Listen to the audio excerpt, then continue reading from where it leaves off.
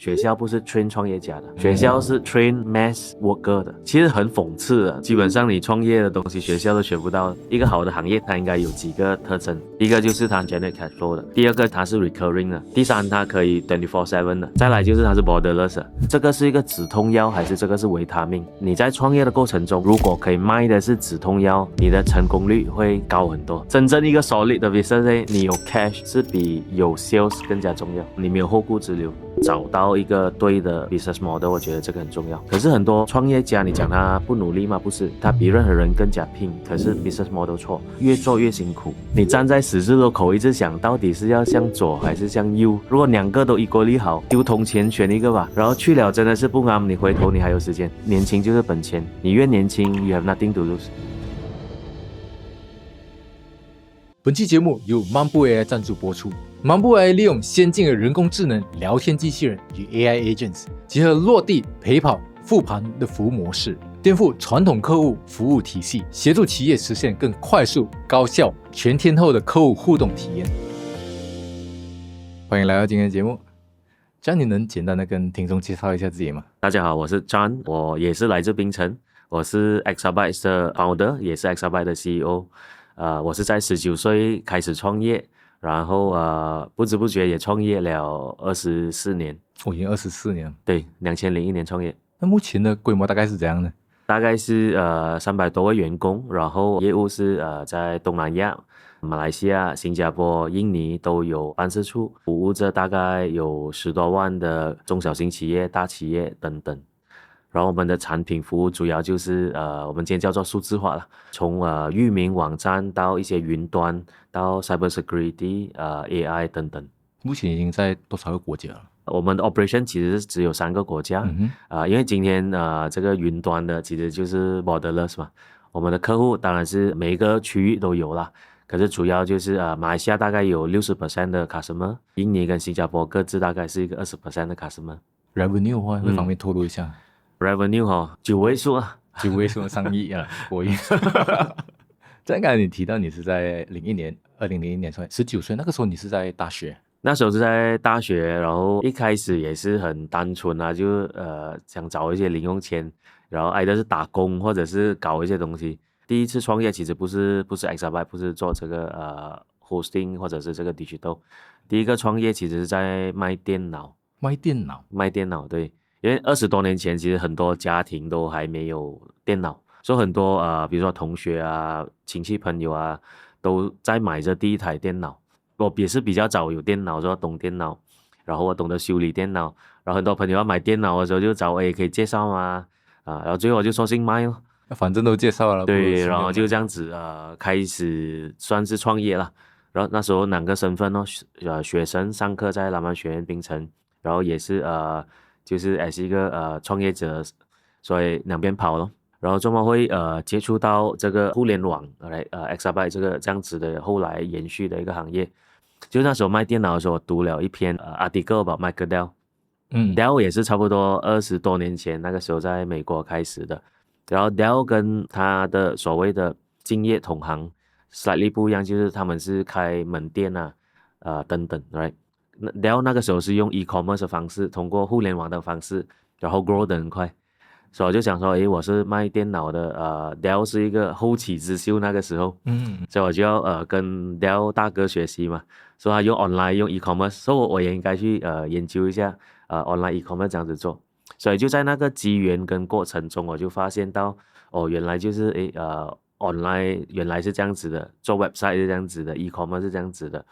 然后也在过程中我发现说，那个时候要找一个要做一个 website， 然后要找一个我们叫做 server 啦 hosting provider 是很难找，那个时候行业很新，所以就again 没有人做我就做。我也看到说好像政府那时候开始大量的去发展电脑跟互联网嘛，更加多人会去 set up website 啊等等。然后可是每个 website 的背后你都需要 server， 你都需要这个 hosting 的 services， 所以就看到说这个是一个商机啦，就是很多人要做 website 不懂，right？ 然后不懂找谁，然后放在哪里等等，所以就不知不觉我就开始投入第2个行业，就是做那时候叫做 hosting 啦，也 grow 得很快，差不多1-2年后我就电脑的我也不做了，我就很专心的在做这个 hosting 这一块。那个时候你还有读大学啊？严格来讲是有，可是我已经开始没有去上课了。哎，所以一开始是没有去上课，然后后来没有去考试，没有上课，没有考试，因为很忙，因为 hosting 的行业啊，我的客户那时候100多个国家，世界各地 time zone 不一样，等等等等，真的是连考试都会miss 掉的那种。基本上不考试你都很难pass那个 semester， 然后继续第二个 semester 嘛。所以那时候就 come to a point 要 make 一个 decision， 说继续创业还是继续上课。所以那时候我就跟我自己讲说，给我1年时间，我也这样子跟我别人讲啊，给我1年时间，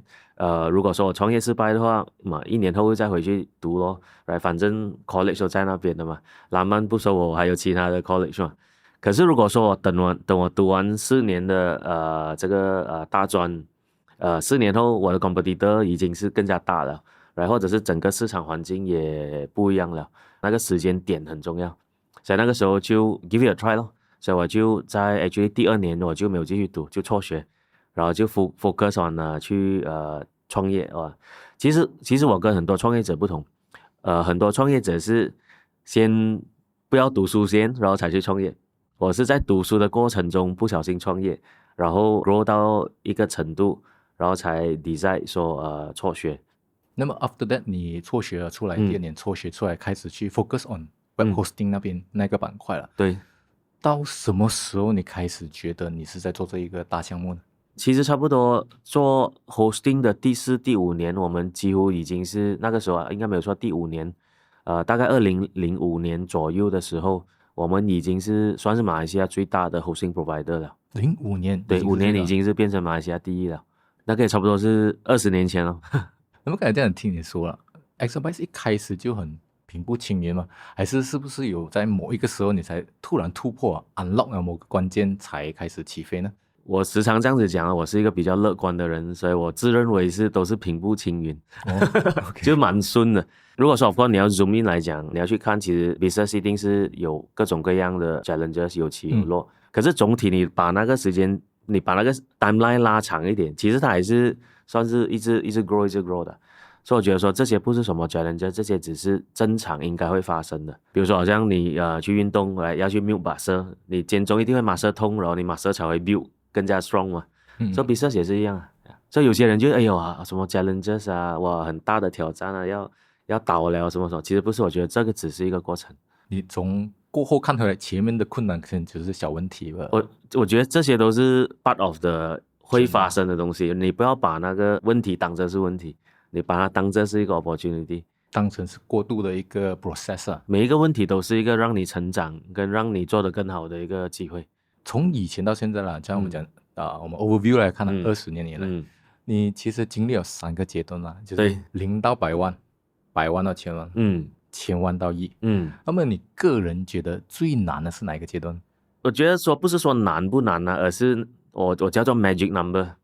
你刚刚创业的时候，那个第一个10万就是100千，是你的第一个 magic number， 然后从10万到100万又是另外一个 magic number， 然后当你从100万进入1000万又是另外一个阶段，所以每个阶段有不同的玩法。基本上你从0到10万，那个阶段通常就是 one man show 的，就是亲力亲为啊，然后再摸索再学习。当你从10万到100万的时候，其实你的团队开始有一个规模起来了。可能5人10人的一个团队，开始有一些比较小系统了可能有些负责前台，有些做 sales。然后当你从100万到1000万的时候，你就开始有所谓的管理了，可能开始有 manager 了。1000万到亿的时候，可能你已经不在第一个市场了，你可能已经有两个市场，你有更加多部门的主管。就好像我们叫nursery， 然后你上 kindergarten 上小学，小学上中学，中学上大学。每个阶段都不一样，反而不是讲某个阶段特别难，其实不会难。你好像你幼稚园第1年去第2年，然后幼2去1年级特别难其实也不是啊，就好像楼梯这样一层一层爬上去吧嘛。可是你只在外面看的话，你没有看里面的一小步一小步，你直接看到的是你在0，然后要跳去1000，好像很难。就像爬山这样，你看那个山很高。可是只要你一直走 eventually 你还是到那个终点了。也就是说我们要明白那是一个 process 啊现在是在 nursery，是 after that 会去有小学，对啊，所以在 nursery 就做完，对啊focus on nursery 的先。对啊，事情是这样子，你在看的时候很难，你去做的时候一点都不会太难。刚才提到很多公司可能他会做到100万会比较少的公司会做到1000万，更少的公司真正是做到过亿这样子的业绩了。1000万达到1000万的公司和营业额达到上亿的公司最关键的差距是什么？最关键的那个关键啊，就是说你有没有这样大的梦想。很多时候做不到亿，就是因为从来没有想过要做到这么大。很多可能做100万开开心心简简单单就好，或者觉得说我的市场就是这样大，不可能做得更大，所以就没有去想说还可以这样子做的不一样。最大的 difference 啊，其实就是我们自己的目标，把我们的目标定得多大。当然不同阶段你有不同的目标啦，你有想法的话，你在做1万的时候你就想要做100万，然后你做100万的时候你想要做1000万，换句话这个叫贪心啦难听叫贪心，好听叫野心，比较优雅一点叫有目标。这个就是你觉得那个主要关键，就是他不敢去想可以做到。是我给一些 example 了哈。去年我去visit 一个国家叫做 Estonia， 我会去Estonia 去year end 去看看。就是我听到很多article， 然后读了很多东西，看了很多interview 等等，都讲说Estonia 是一个小国家，可是为何 Estonia 可以有10个 unicorn？ 它的人口才100多万罢了，甚至还少过新加坡。可是 Estonia 的unicorn 是多过新加坡的。去了过后，然后再深入的去研究，就发现说有一件很主要的事情 Estonia 跟其他人不一样，因为他知道他自己是小国，所以在那边创业的 startup 呢，他 build 的东西不是 build 给国内用的，他一 build 就是想要 build 给全世界用的。比较著名的有一个是叫做 Bolt， 它是来好像 Uber 的，所以如果他单单靠Estonia 的100万人口，他这个 Bolt 是不会很大的。对，可是他还想，我就是要 build 给整个 Europe， 我要 build 给全世界。所以其实 Bolt 今天在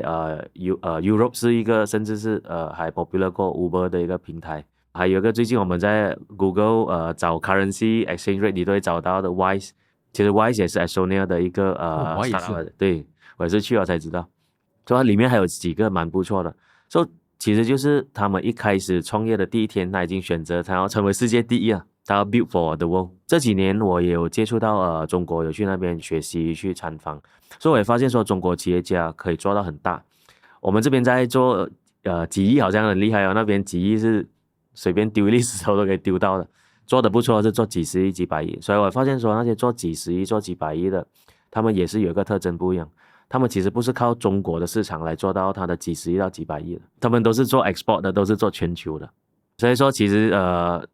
困难不困难是看你把那个目标设定在那里。比方说我们要在槟城做一个1亿的市场，哇，可能真的很不容易。可是如果说你的平台你的舞台是全世界的话why not？ 要看怎样去 serve 更大的 market 了。对，你在小池塘里面很难钓到大鱼嘛，你一定要把自己的那个舞台变成一个大海。那么这样其实我们看到以前以前你在创业的时候，那个时候创业环境没有这样 friendly， 没有这样友好了，很多东西可能就是需要自己摸索，从错误中学习了。那 from hindsight， 你觉得有没有什么是你希望在你创业之前就有人告诉你的呢？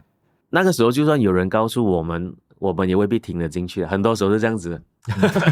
就像我们长大过程中，父母也跟我们讲一大堆应该做的东西，对的事情，可是有多少我们是有听进去。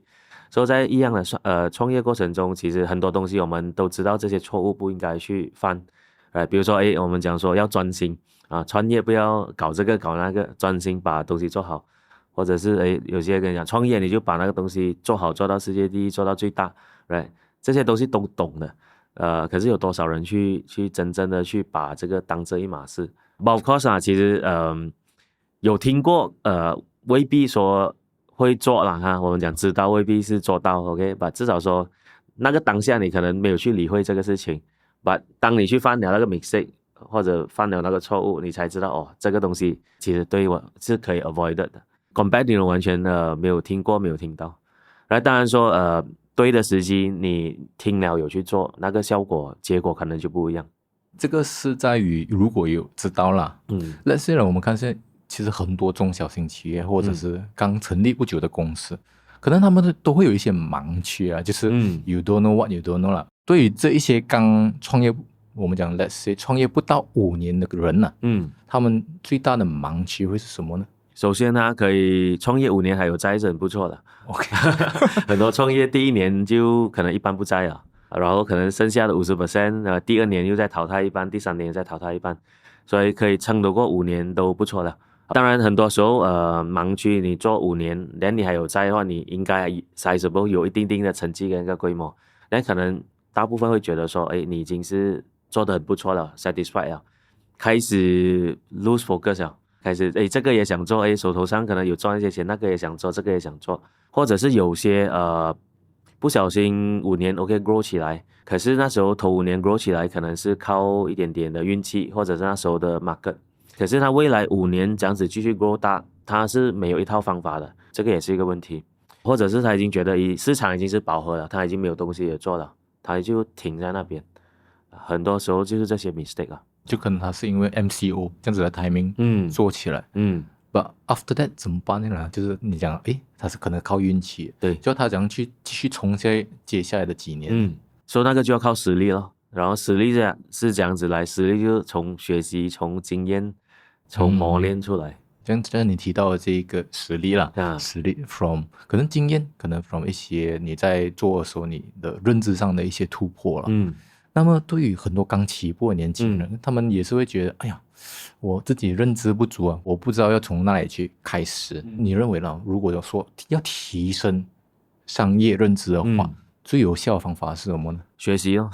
怎样的学习呢？学习方法很多，包括最简单，你看 YouTube， 当然要看对的内容啦看 YouTube， 然后读书，多跟人家交谈，有机会一些活动平台跟一些长辈指教等等，我觉得这些都是很好的。我觉得里面有一个很重要的观念，就是我们必须先把自己 empty 掉，我们要先跟自己讲，我不懂，所以我要学。可是很多人他去很多 event 跟很多人讲话，读很多书，可是他学不进，因为他总觉得说自己是我都懂啊，我都厉害，我去年都做这个事情啊，所以他听不进，所以一定要先 empty 掉我们的 glass 先。问题要这一个去学习了。Let's say 我们看回你一开始那5年了，你5年就做到我们说dominate market leader，那5年你是怎样去提升你的认知呢？你有做什么比较很意识的东西的活动？有我自己有一句话，我叫做 I stop studying but I never stop learning， 就是我虽然是辍学，可是我从来没有停止学习。从很小我就看很多报纸，因为爸爸每天都买，不是一份我爸爸很喜欢看报纸，以前一天都买好多份报纸的，所以我很小的时候我就时常有翻报纸，读很多 article 书然后那时候 internet 也刚刚开始起来，所以很多东西不懂的就是在上网找，然后自己学习咯。所以我是蛮好学的。什么叫创业不懂嘛去学咯，什么是成人不懂嘛去学咯，什么是叫做做账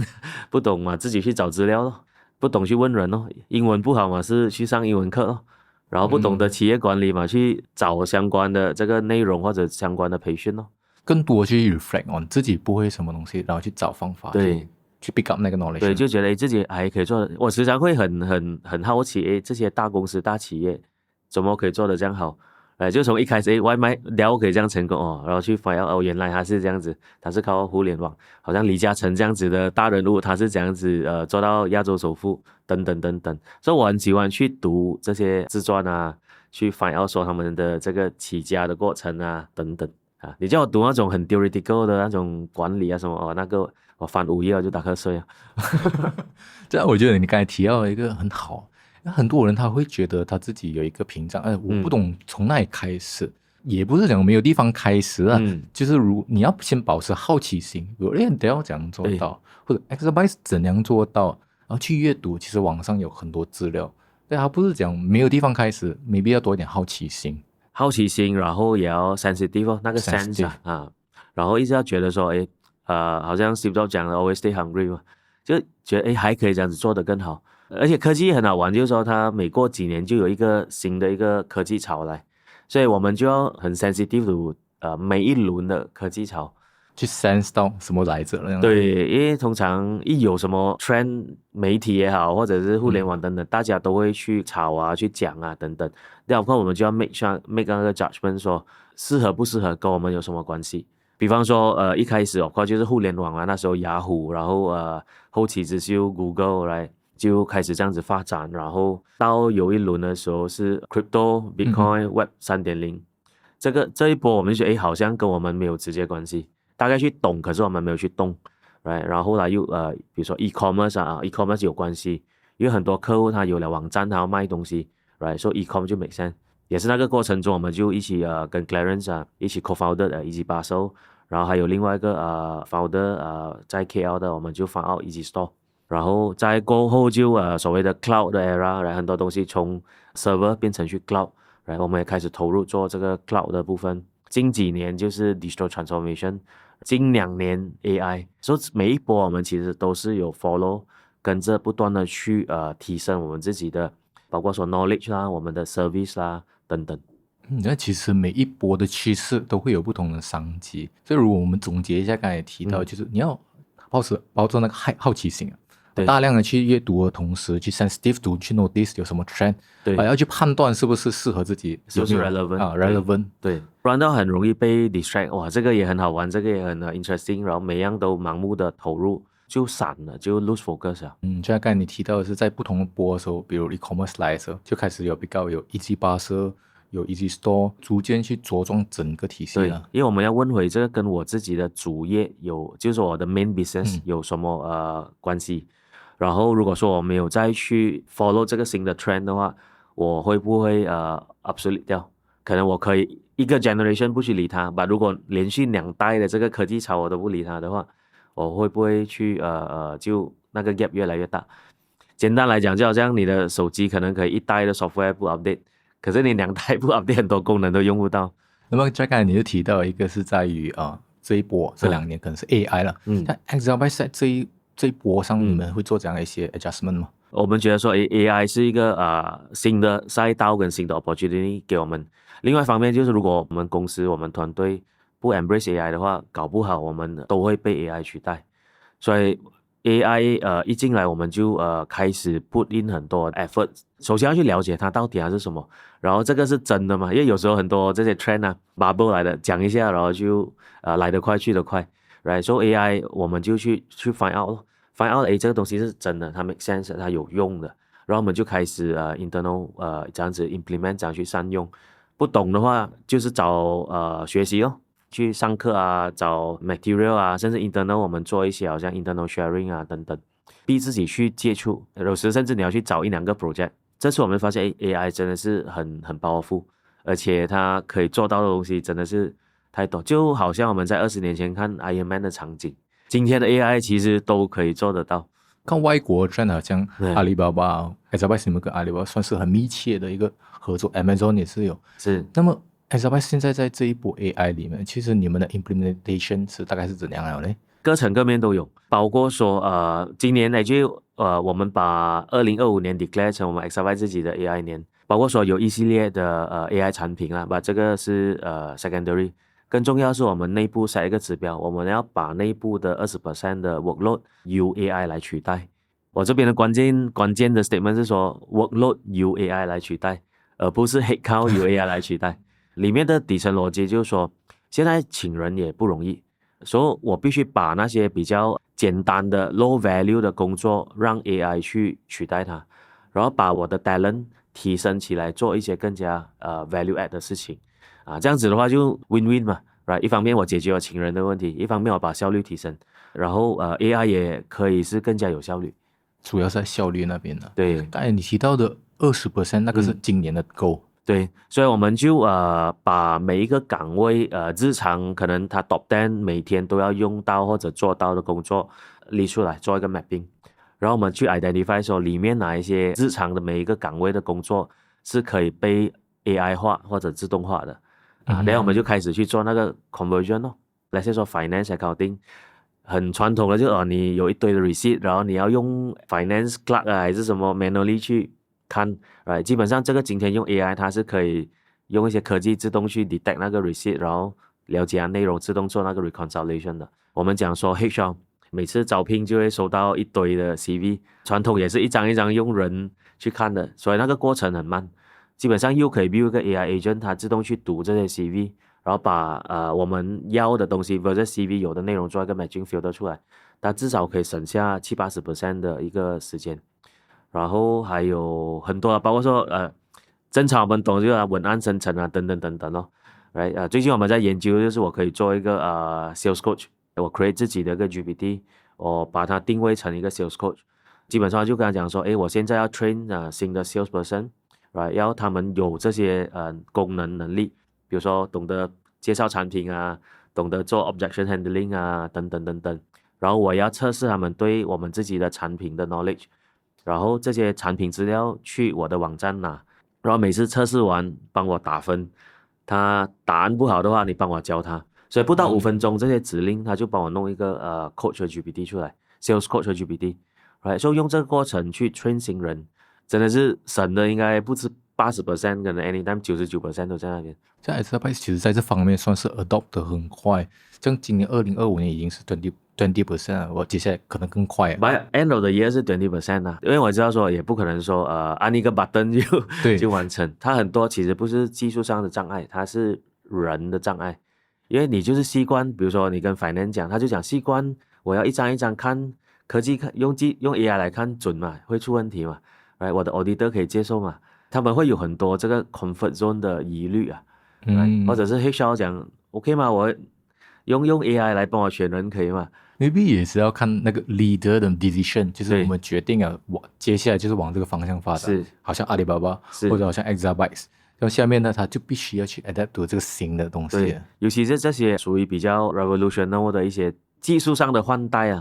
你一定是要leadership 上面去推，不能说那个 leader 在那边喊然后就不理，然后这个东西很难成功。那么我们回去一下，我就很好奇，其实一开始的时候在 web hosting 这一块，其实有很多同行，都是起步都差不多了，慢慢他们就开始掉队了，这样刚才你提到5年你已经做到了 market leader，但接下来的20年怎样持续保持领先？你的护城河是什么？ Stay hungry Stay hungry。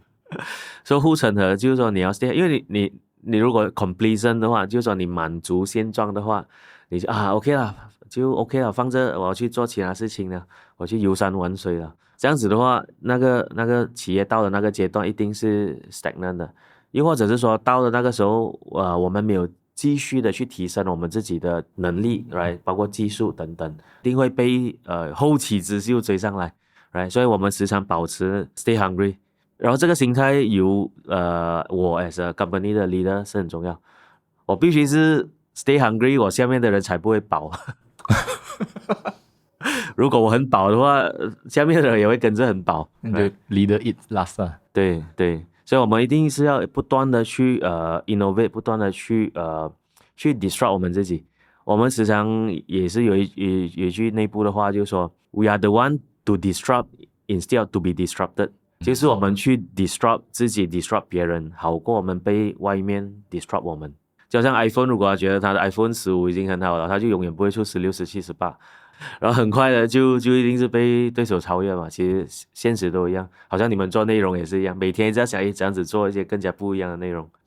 道理是一样。那么这样讲到这点，其实我就很好奇啊 ，Exabyte 这一个东西它算是比较 tech 了嘛，你可以做 worldwide 这一些，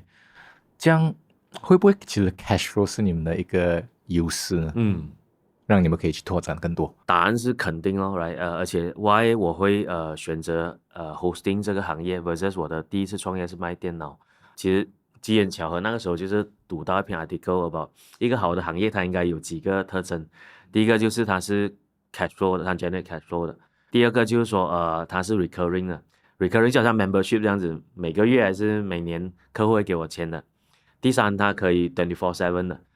24/7 的意思就是说24小时客户都可以来买东西给我钱，来 compare to 你开店一天开8小时 24/7 的话，我比人家快3倍了。别人是一天8小时， right， 我一天24小时我转他3次。再来就是它是 borderless，就是说我的 customer 不是 limit to 只是在一个区啊一个达曼啊这样子。compare 之下很明显 hosting 这个 business 它是符合这个条件的，所以当我发现到hosting 这个 industry 的时候，我是很 excited，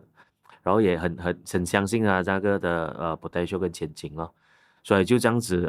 选择 stop 掉这个 computer 的 business， 甚至辍学专心的去把 hosting 这个 business grow 起来。所以也很庆幸的就是选对这个赛道，所以这个 business 它就是支撑我后来24年的不断的发展。它一直 generate cash 嘛，一直 recurring 嘛，所以我只要把我的基本功做好，把客户服务好，只要我的客户不断累积，我的 business 就自然的会 grow。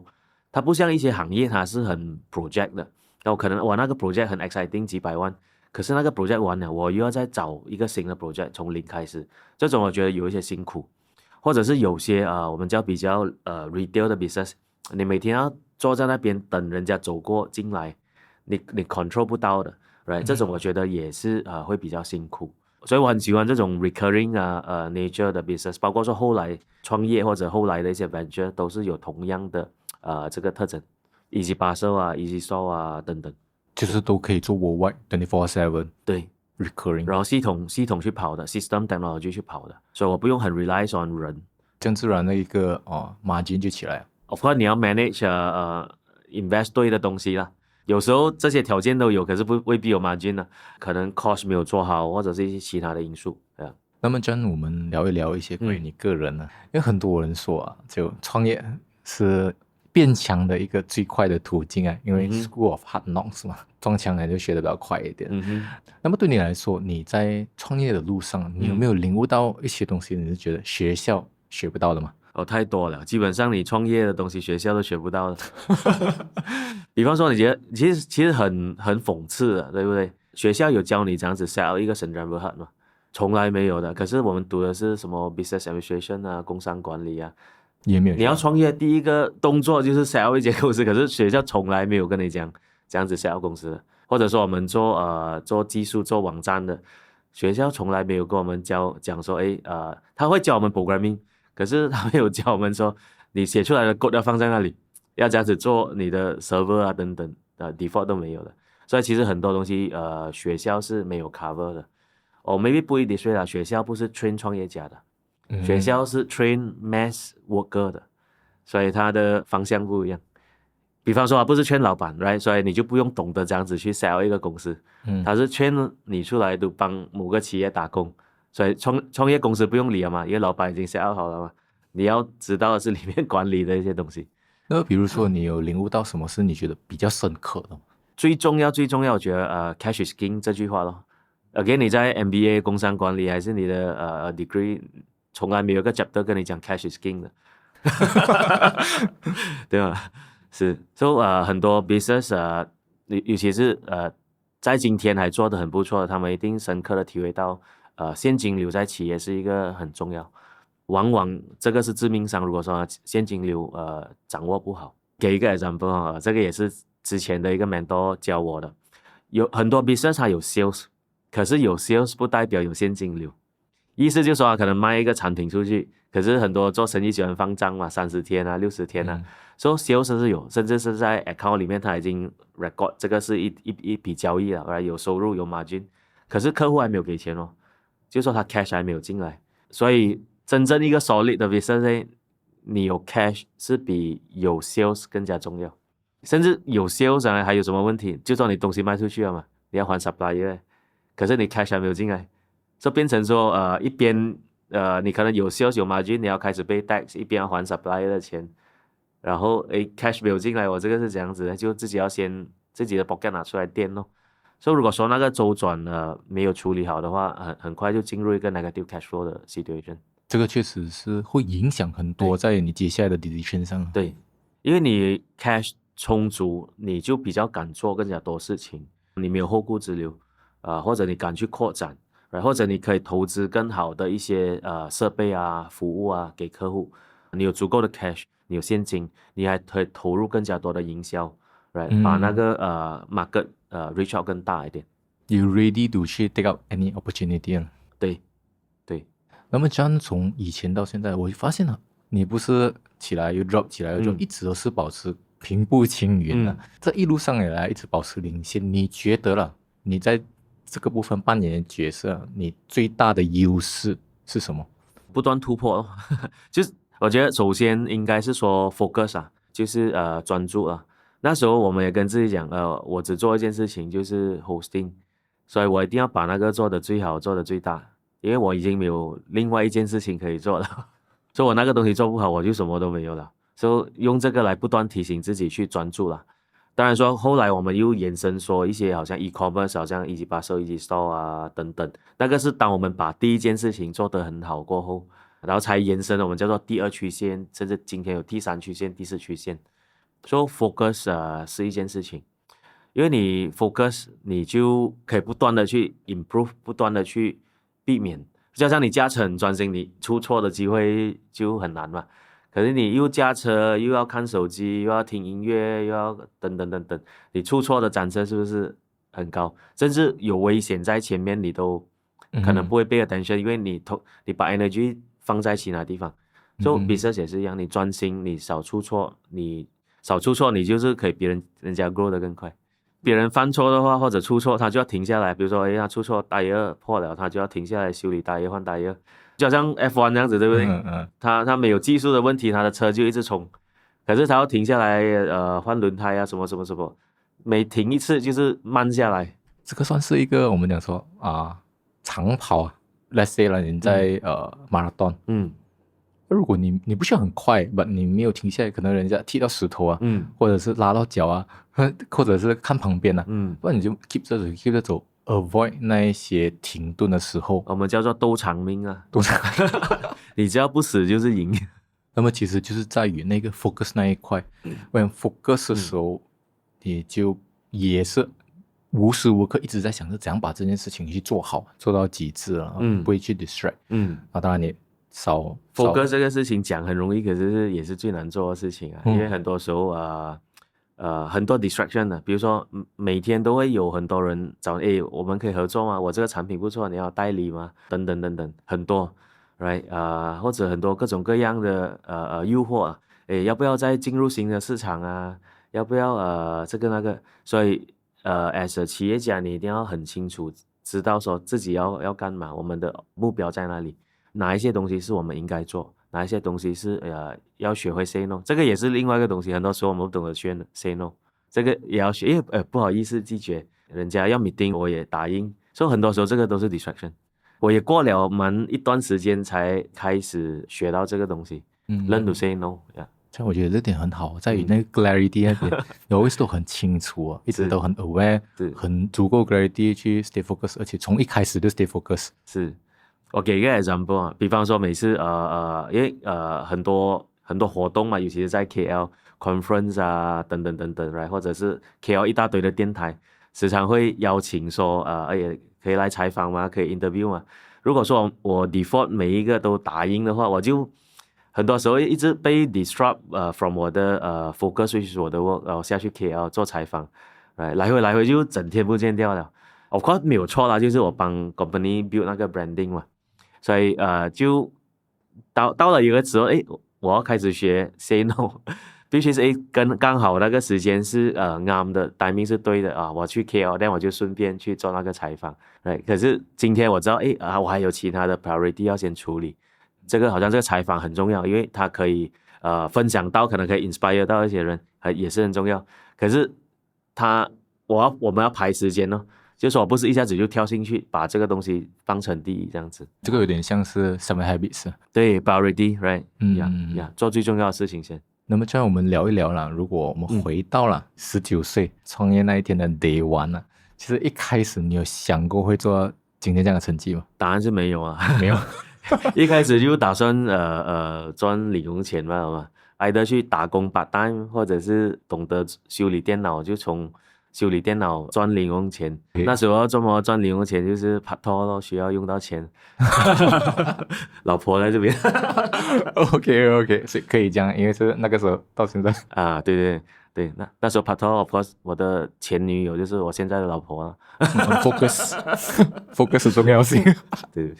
所以这个就是创业的那个最初心motivation 啊，有时找 motivation 也很重要。那么现在了，当然Exabyte 现在已经来到了过亿的业绩了。我们说 connecting the dots 就 from hindsight 看回去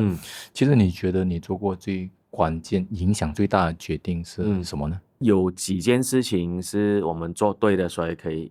一路走来，然后不断的长大了。首先就是说找到一个对的 business model， 我觉得这个很重要。对的 business model 加上努力，那个效果就出来。可是很多创业家，你讲他不努力吗？不是，他比任何人更加拼，可是 business model 错，所以他越做越辛苦。business model 是第一个，第二个就是 stay hungry 咯。当我们 business model 对我们很努力，然后 result 开始做起来了，我们还是要不断的去 improve， 想要让它做得更好，做得更大，做得更稳。所以有这样子的 mindset 的话，你就会不断的想要去 improve， 但这个就 link to 第三个咯，因为你想要 improve， 你就要不断的学习。所以我们一路走来，其实我们也 invest 蛮多在学习，包括我创业的头第3年、第4年就觉得说自己有很多东西不懂，然后就开始去join一些课程啊等等，读书啊等等等等，包括说今天也上各种各样的不同的课程，就是说不同的阶段你需要不同的东西。然后第4样就是说我们一直想要更厉害，可是不要觉得自己很厉害，就说 stay humble。很多时候就觉得自己很了不起了，你就也导致说可能态度不一样，或者是说不想学习了，觉得自己很厉害了，别人都没有东西可以学等等等等，然后结果就会导致说这些都是一些技术上的错误了。然后其实还有第5样也是很重要，就是我们day one build business 的时候就开始有那个想法，我要 build 一个 system， 我就说我的 business 不是靠我来 run 的，is a business that can run without me， 就是说我没有在公司，我没有在电脑前面，我甚至可以放假3个月，我的公司还是可以运作的。所以那个目标很清晰的时候，每一个步骤、每一个流程、每一个管理，你都会就是想说这样子让它可以自动化，either是 process 自动化，或者是你用一些技术科技让它自动化。所以这些东西都做对，就让我们可以不断的向前冲、向前前进咯。像你的意思是说，其实它不是某一个 standalone 的一个 decision more like 是你一开始去做好的 decision for 所有的东西，就是 OK， 我决定了这个是我的方向，对，然后接下来所有的 decision 就会 based on 这一个来去以终为始。我们打一个以终为始，我们打一个比方奥林匹克金牌冠军，他肯定不是一件事情做对，他一定是很多事情他都做对，然后而且持续的做，他才可以成为奥林匹克冠军、世界冠军。所以很多东西也是一样，如果说刚好做对一次，然后那个我们叫做 lucky 靠运气那个是偶然的。哇，这个 back to 你的 clarity 就先想清楚，先 blend 接下来的东西。未必是每次我们做每一件事情都很清楚，可是当我们做每一个事情的时候，都要时常 reflection 什么东西做对，什么东西做不对。当下可能不清楚，可是你一直不断的会去抹一下眼睛然后做一些 reflection 你看回的时候，你当然是清楚了，你知道自己成功是因为做对什么，自己什么东西做不好，因为没有做对什么东西。其实现在了，你的认知肯定跟以前很不一样了嘛。So 假如了，你能回到10年前呢，有什么东西你会选择做不一样的吗？我觉得那个时候的我还是那个时候的我了，就说你还没有经历过，你也不知道。所以我觉得说更重要的是说未来的10年我可以这样子做的不一样。我很少，我应该说我完全没有会想要说如果我还有一个机会5年后5年前我应该这样子做。我把我的精力花在说我现在知道这个东西不一样，我现在的认知不一样了，未来的5年未来的10年我可以这样子做的更加不一样。我觉得那个才重要。所以 Don't look back, look forward。 不应该去想说之前可以做得更好了，反而是现在 from this point onwards 这样 make sure 可以接下来做得更好。我觉得那个更加有意义。很多时候我们讲如果right，这如果有这么多如果的话，世界就不一样。可是现实就没有这样多如果就算你找到还有什么东西不一样，你还有机会回去5年前吗？不可能。你应该想说今天我学到的东西这样子应用在未来，所以你的未来不会再一样。你5年后的今天不会再看回今天的时候又再来那个如果，就先投射5年，到时候不会觉得5年前早知道了。是。那么像你创业以来啊，20多年以来，刚才我们提到一点，就是你一直都很保持这动力啊，所以我就很好奇了，像 Exabyte 其实已经是 market leader 这么多年了，我们说 maybe 财富啊、成功啊，你都有了，这样现在推动你前进的，你的动力来自于什么呢？我也希望我的团队也很成功，就好像我跟我团队讲的，我们未来就说也不是未来10年了，因为我们在2年前就开始讲这句话，就是就是现在的这个10年 right 到2030年，2030年嘛，今年没有2035年之前了，我们讲说未来10年，简单的未来10年，其实是要让我们的团队也成功。所以我们成功的定义就是说，我希望说，未来10年，我团队有100位，至少100位年收入可以过100万。可是我们不是直销公司啊。这句话很熟悉，我在 Clarence 那边也是有听。因为我跟他讲的嘛，我们团队都在讲同样的东西啊。Internally 大家都在，对，都是真的是在讨论这件事情啊。对，不是讨论，我们是在做这个事情。因为我觉得很多时候，企业老板 ，right，我们当然是。所谓比较早成功还是比较早上岸，可是我们要回头看一下，我们的团队还在游泳嘛？还是我们上岸了，上飞机了就不理他们了。现在做的这件事情是也让大家也可以选择他就说他收入他的等等他都有达到他想要的东西，然后他要不要上岸他自己决定。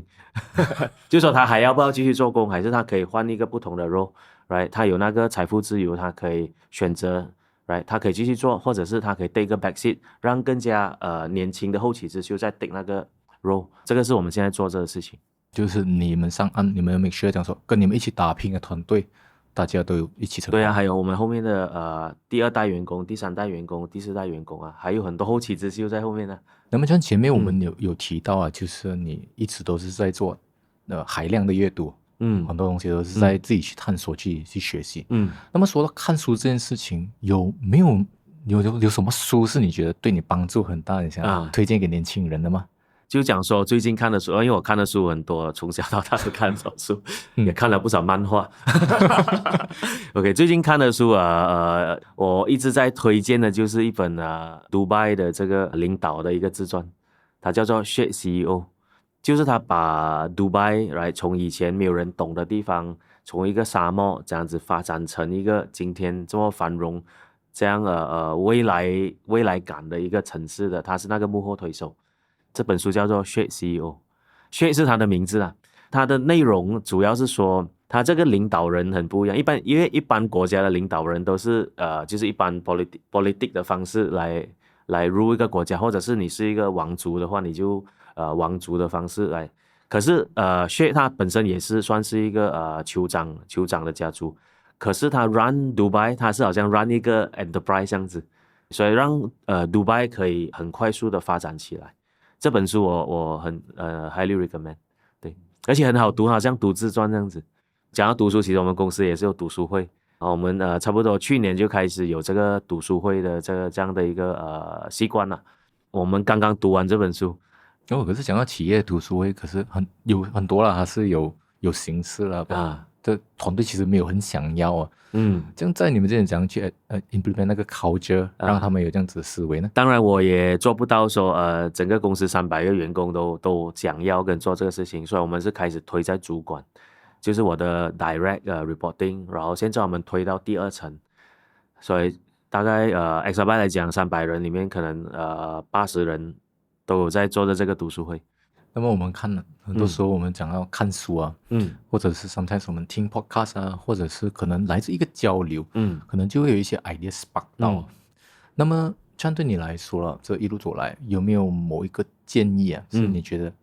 对你影响很大的吗？不同阶段真的有蛮多不同的建议，包括说这几年的就是有一个机缘巧合之下，有一个贵人建议我去上一个 EMBA 的课程，然后以前我也是很排斥，这个可以吗？很多guru 在外面的，然后上了这个课程就真的让我学到很不一样因为这个导师他是成功创业，然后把他的企业卖给李嘉诚，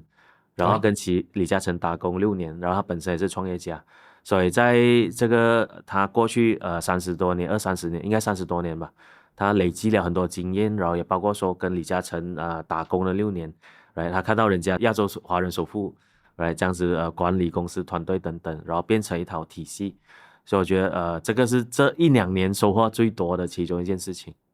如果说那个建议我 just ignore 的话，有可能 back to normal 咯。因为其实我之前就有看过这个课程but那时候就是 just ignore 的。哪一个导师？李健老师，我就是本身去上，然后很不错然后也开始回来有 implement 一些东西，然后就看到有 result， 然后我再鼓励我的其他 partner， 好像 Clarence 他们去上，然后后来又 sponsor 我们公司的主管去上，然后现在开始去到第二层的主管，我们也开始让他们去上。所以前后我们公司可能都有好几十人去上了这个课程。那么在前面的你有提到一个部分是在于你有 mentor，那么其实你觉得在创业这条路上有 mentor 指导和没有 mentor 指导其实差别会大吗？差别会大，关键是要有对的 mentor， 就好像你请 coach， 你在一个 sports 里面你有 coach， 你的 coach 也要是对的 coach， 对的 coach 可以把你的 potential 释放出来， right？ mentor 也是一样。因为我们有一句话是讲说，创业这条路是很孤单的，你遇到的问题你不能跟你员工讲，你看不行啊，公司没有开说，你员工明天就跑到完了对不对？你跟 customer 讲嘛也不是，你跟你的其他人讲嘛也不是，很多时候你不知道要找谁讲了谁可以给你一些什么advice， 所以找到对的 mentor， 就说 mentor 一般上他就是可能比你更有一些经历，遇到比如说比较成功，或者是比你前早1倍2倍 right？ 说他们可能经历过，或者是他们没有经历过，他也可能认识一些人知道这些的问题，所以你不会这样孤单，你可以拿 second opinion， 或者是拿一些 advice。 我说很多时候我们已经有那个声音，心里面已经有答案了，只是你需要另外一把的声音来认同，所以这个时候 mentor 可能对的 mentor 他可以扮演一个好的角色，因为你遇到所有问题别人都经历过了。是 always you won't be the alone 你发生的事情一定有另外一个人发生过。这个很好我个人也是认为在于创业这个 community 其实很重要，尤其是马来西亚这一块I think 你们也是有involve initiate 一些东西在这一块对当然我们 go back to 那个 topic right， 创业就是有时候是 lonely 的，所以你就要找 mentor 或者是有一个 community， but associate with 对的 community 也很重要。如果说你 associate 的都是整天在讲问题的， and 不小心自己也掉下那个坑，一直在讲问题， but 你 associate 的那个 group 是每天讲着怎样做得更好，更加成功，学习进步，你也会吸收很多这些 positive 的能量。另外一个就是说of course 创业有时真的是你需要 peers 来互相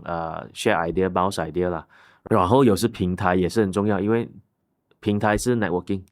right？ 你可以接触到更加多人，可能你不懂得这个人，可是你的 peer 他认识这个人。创业你不能像以前这样子在 garage 里面自己关门闭门造车，不能。今天创业你一定要知道说 what's happening outside， 你要知道外面发生什么事情，所以应该要出来每一个企业家不管是创业或者现在的企业家，你还一定要出来走动，知道说外面发生什么事情。我觉得出来走动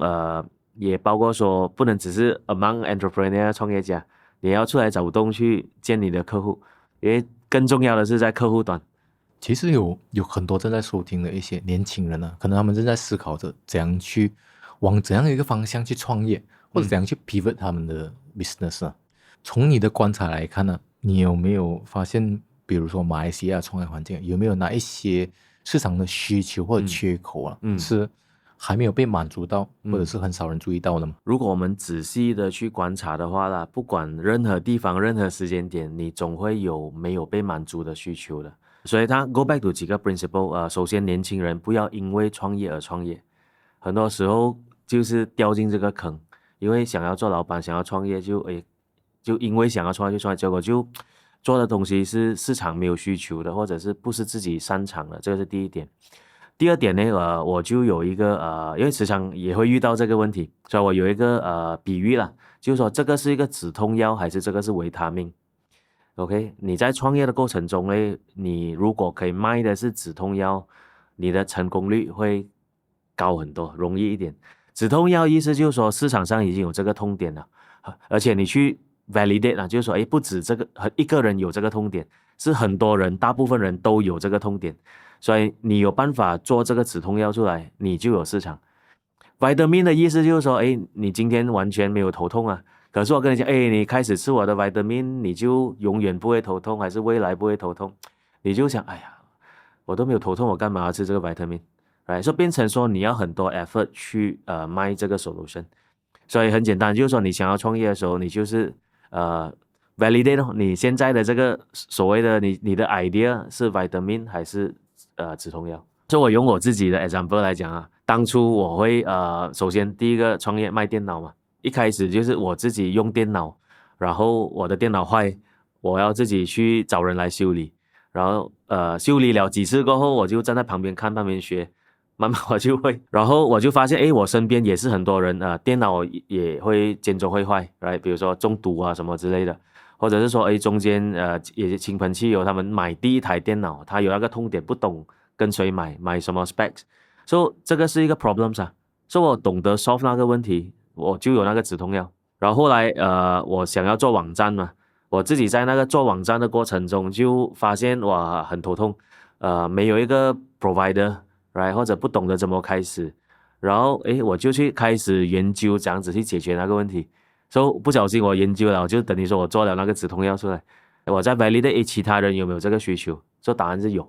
在这样子的情况之下，我创业就自然很顺啊，我不是说去关着门然后 build 个 solution 来才找看人有没有客户有这个需求，我是先找到客户的痛点，然后去 validate 它，然后解决它这样子，而且解决它了，人家愿意花钱来买。这个才是重点，从本身的需求上去找，首先发现自己头痛的问题是什么，而且要 validate。有时候有些创业家就太过，我们叫做自爽啦，就是他找到一个痛点，可是那个痛点其实就只有他有可是就没有，全世界都会有这个问题，就不小心栽入了，投很多资源啊、精神啊，发现没有，全世界就真的只有他有这个问题。这个 back to 刚才像你提到这个 addressable market 有多大，你要去 validate 这个 addressable market 是。那么我们聊回在 Exabytes 像其实 Exabytes 接下来3年有什么一些发展的方向呢？我们希望可以做深，然后做广。OK， 做深做广的意思就是说，虽然说我们现在是市场的这个领头了，我觉得说那个市场份额还可以做得更加大一点。然后我们现在有3个 market， 印尼跟新加坡，甚至这2个 market， 尤其是印尼这个市场还可以做得更加 wide 一点。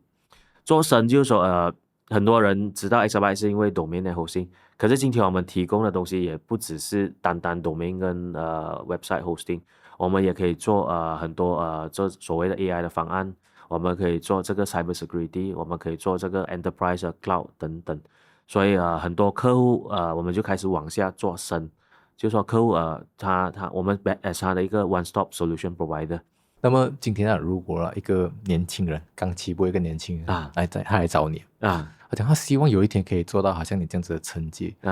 怎样开始呢？你会给他这样一个建议呢？首先不要做到好像我这样成绩了，做比我更好的成绩了然后第二就是说go back to 刚才的那个他想做什么，他想做的东西是止痛药还是维他命， so make sure 他把这些基本的东西都想清楚。然后还有一个比喻我也是用来就是跟那些年轻想要创业的来分享，他们有打过工嘛，他们有试过自己先养活自己嘛，就说自己要先懂得赚钱养活自己，然后你才来想怎样子去 set up 一间公司养活一堆人。很多是自己都没有养活过自己，然后就想要去养活一堆人，结果又 run into 另外一个问题。因为很多时候就是那个创业的场景很美好Elon Musk 的样子出来Steve Jobs 等等，可是我们不要忘记这个可能是几亿里面的那个 number one， 后面死了千万万的人，right？ 所以创业这条路是很兴奋很 excited 可是没有我们想象中的这么 straightforward。有时候反而打工轻轻松松来，早上8点到下午6点，老板是早上8点到晚上8点，甚至是12点都还在处理这事情。打工的是月尾很兴奋，因为要出粮了。创业的老板是在烦着月尾银行有没有这么多现金出粮。所以其实创业这条路是很好，可是要想清楚，不是全部人都适合。然后创业这条路要坚持，不是说注册一个公司明天就可以驾奔驰啊，没有。你要撑得过第一年，然后第一年50% 会被淘汰，然后再撑第二年，第二年剩下20%，第三年、第四年、第五年。先想好是不是自己要走的路了啊，然后再 back to 可能再看回整个 podcast， 刚才前面提到包括很多的 addressable market，包括 Chan 刚才提到怎样去 filter 你要 criteria，recurring 啊，是不是可以 24/7 啊？对，然后是不是可以automation 啊这些东西，然后去希望那个 sense 啊这些东西了，这可以过述整个 podcast 直接去看回了。如果这个是你要走的路，是你的那个终极目标是什么，或者是当前你的目标是什么？那么最后了，有些年轻人可能他们现在正在一个十字路口啊，可能事业上、职业上，他们正在做着一个人生重要的抉择，那么你有什么话想要对他们说吗？我们就说不要想太久啊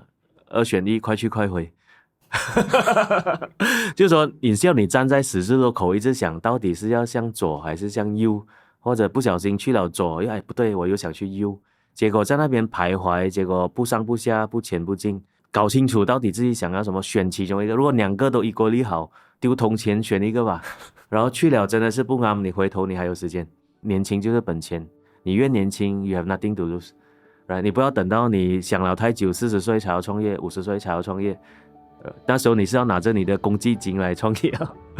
你在年轻，你没有负担，你没有家庭，你创业当然是越年轻越好，而且年轻有活力。当你想太多了，有时候那个点子在那个 idea 当下是 valid 的，可是你想了3年5年，它已经是 outdated 了。很多时候是想太多，可是不代表说不要想，因为刚才前面我提到，我们要想，然后有一个 backup plan， 所以你很清楚你的目标，然后你知道说 OK what if fail 的话，你的 fallback 是什么，你有一个 backup plan， go ahead 啦，年轻就是本钱嘛。